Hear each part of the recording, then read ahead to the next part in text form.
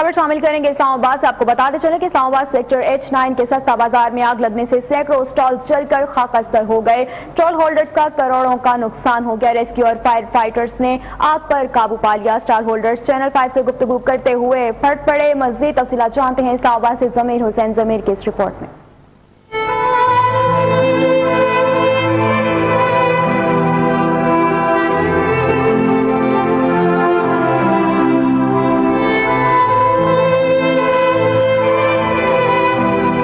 Islamabad sector H9 सस्ता बाजार में अचानक आग भड़क उठी और देखते ही देखते इस आग ने 2700 स्टॉल में से 1000 स्टॉल्स को जलाकर खाकसार कर डाला।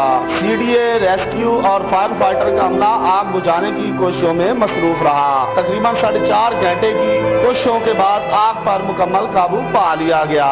स्टॉल होल्डर्स ने इंतजामिया से नाराजगी का इजहार किया और अपने नुकसान का तखमीना करोड़ों में बताया। चैनल 5 से गुफ्तगू करते हुए स्टॉल होल्डर्स फट पड़े। तकरीबन ये 30 से 40 करोड़ रुपए का नुकसान है, क्योंकि जो स्टॉल होल्डर है यहाँ पे होलसेल का भी काम करते हैं, सप्लाई करते हैं। आपको पता है सबसे बड़ा बाजार है इस्लामाबाद का, और यहाँ पे पूरे इस्लामाबाद से सस्ती चीज़ों बिकती हैं। और इन बाजार के अंदर जो गारमेंट्स का सेक्शन है, खासतौर पे ईद का बाजार थे, हर स्टॉल के ऊपर गवर्नमेंट ने स्टॉक किया हुआ था कि ईद के आखिरी बाजार है, इसलिए से काफी नुकसान हुआ है। गाड़ियाँ 2 आई है, वो भी वही खड़ी हुई थी, तो लेकिन फायर ब्रिगेड वाले कहते हैं जी हम लोगों ने गाड़ियाँ अंदर आने ही नहीं दी है। जो गाड़ियाँ आई हैं वो भी सिर्फ धुआं देकर हम लोग आए हैं। पूरे के हजारों के साथ स्टॉल है, लाखों का करोड़ों का नुकसान हुआ है लोगों को। ये पूरे जितने बाजार वाले की साजिश हुई है जी बाजार को जलाने की, पूरी लाइनों का गारमेंट्स के जितना भी है।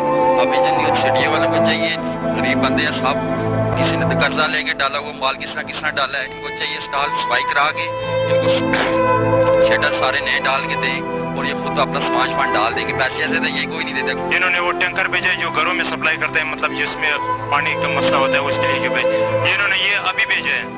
ये उस वक्त अगर भेजा तो क्या पता बचत हो जाता था, तो इन्होंने ये इतना लेट भेजा है ना, इसकी वजह से हमारा काफी नुकसान हो चुका है। ईद भी करीब आ रही है। स्टॉल होल्डर्स हुकूमत की तरफ देख रहे हैं।